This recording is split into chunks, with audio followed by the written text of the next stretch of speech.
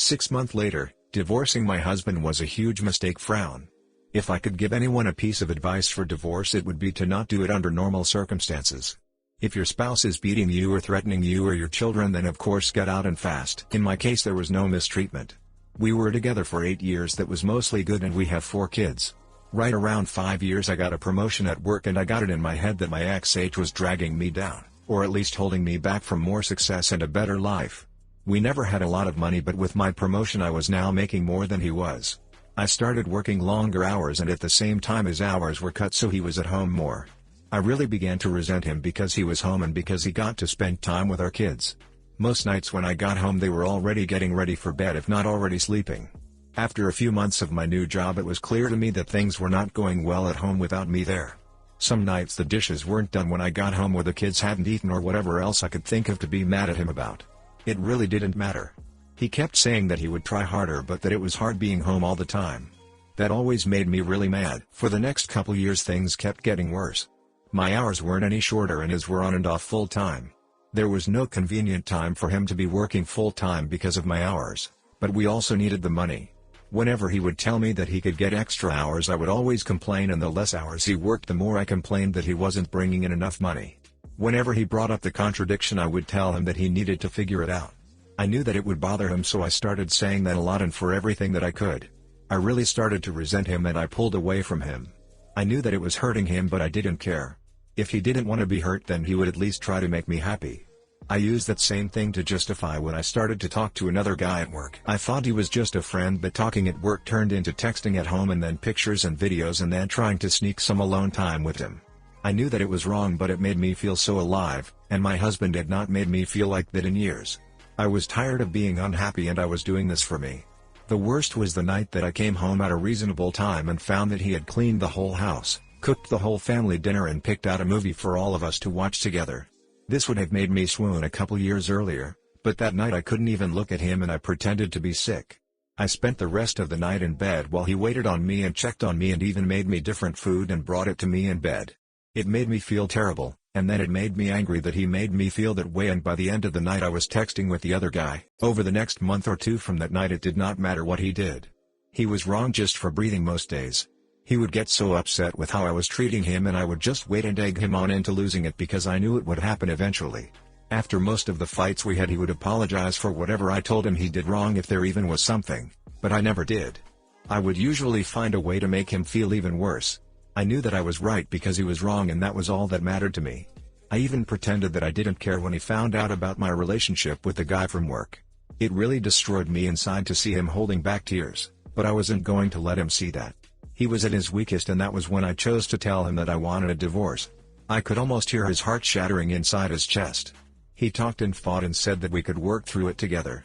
I really wasn't interested in fixing our marriage, but I mostly ended things with the other guy, but only because I knew I could get it back if I wanted it. I could see that he was trying, and occasionally I would let him know, but for the most part I kept being a huge witch to him for any and all reasons that I could think of. I'm not sure how much more the man could have done to make me happy besides finding a job that paid enough for me to not have to work at all. He said that he was looking, but looking and finding are two different things. It was around this time that I discovered this group and a few others. I started posting things about him, from my perspective only, and I got so much positive feedback for how I was feeling that I knew I was right. The more I posted, the more validation that I got. It wasn't just me who knew that XH wasn't worth keeping around. I had the whole internet telling me how terrible he is. I started saying awful things to him and even outright ignoring him.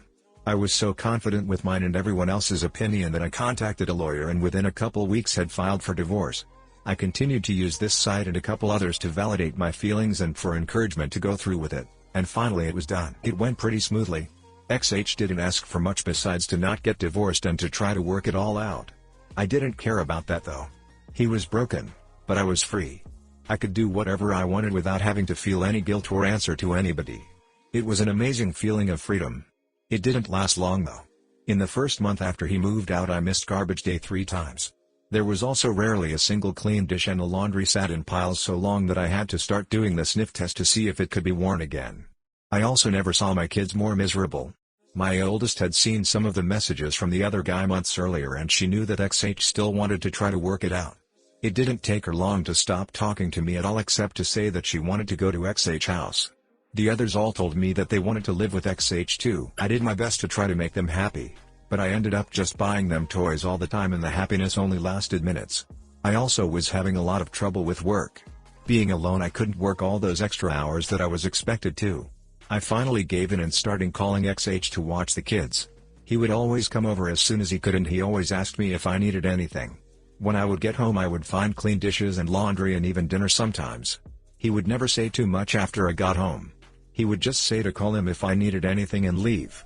One night he took out the garbage and brought it to the curb because it was garbage night and I forgot again. He always looked so sad when it was time to go. Finally, after a couple months, my friends convinced me.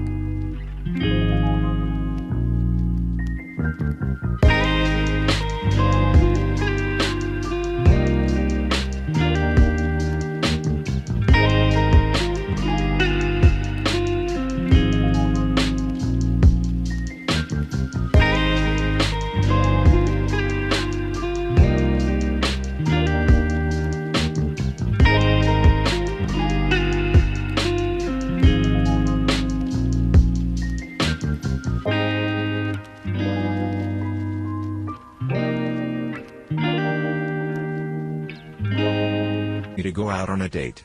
It was for dinner and a movie and I was excited and hopeful, but at dinner I started getting a feeling of overwhelming guilt. It got so bad that I ended up not even going to the movie. A week and about a million tears later I was on a therapist's couch. I told her everything that had happened, starting with the promotion that I got at work. She did not agree with me or with any of the encouragement to divorce that I got. I ended up in her office 2 and sometimes 3 times a week, and the more that I talked to prove that I was right, the more that I started to see how wrong I was. It was truly heartbreaking. I don't know if I cried as much in my whole life as I did in the first month in her office. After about $2,000 of therapy sessions I learned that my XH had his faults, but I figured out that mine were so much worse. I did so many awful things and said awful things that I wouldn't want to be with me, but he did. I still remember him asking me in the meeting with the lawyer to please not go through with it. I did go through with it though, and then later I bragged on here how great it felt. I was so wrong, and now I can see it. A couple weeks ago I went outside with him when he was leaving the house. I asked him about getting back together. When he looked at me his eyes were full of tears and a couple went down his cheeks. He told me that he didn't know if he could. He said that the pain has been too much for too long and that if we got back together that I might just turn around and do it to him again.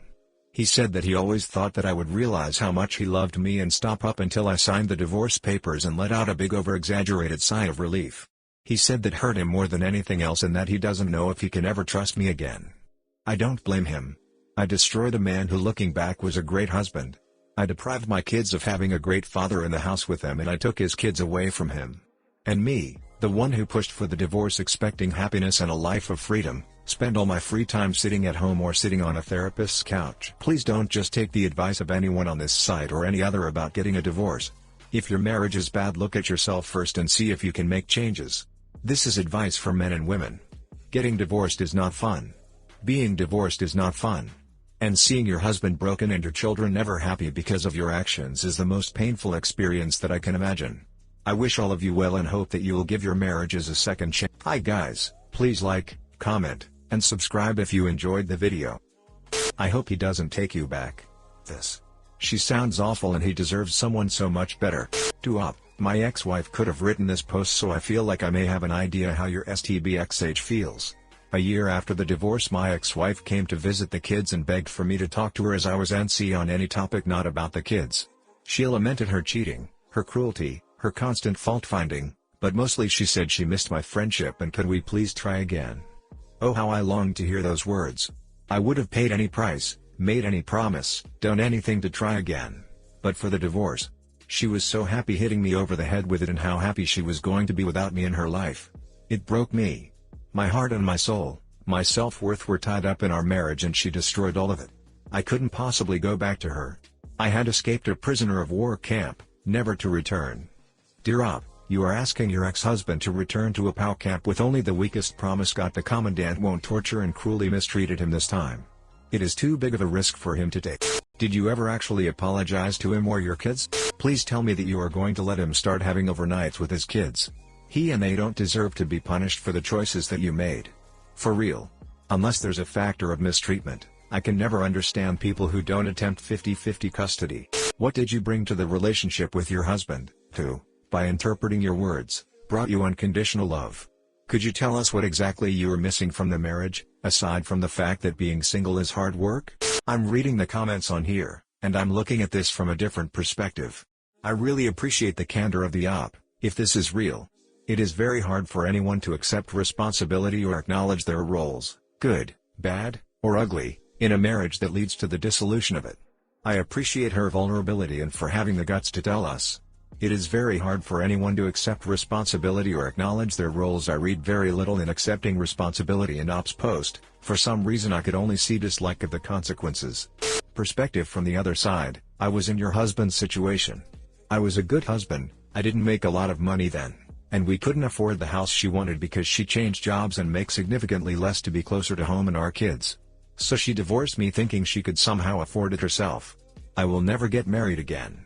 I can't even stomach a relationship anymore for that matter. I don't hate women, but after the way my ex treated me during the divorce and the animosity she still shows me 3 years later, I can't even fathom letting her or even the chance of going through that back into my life anymore. The few times I have my kids, I can see the negative impact that the divorce continues to cause in them. My oldest is less social and more awkward than he should be. My girls act infantile and like children 2 to 3 years their junior. It breaks my heart.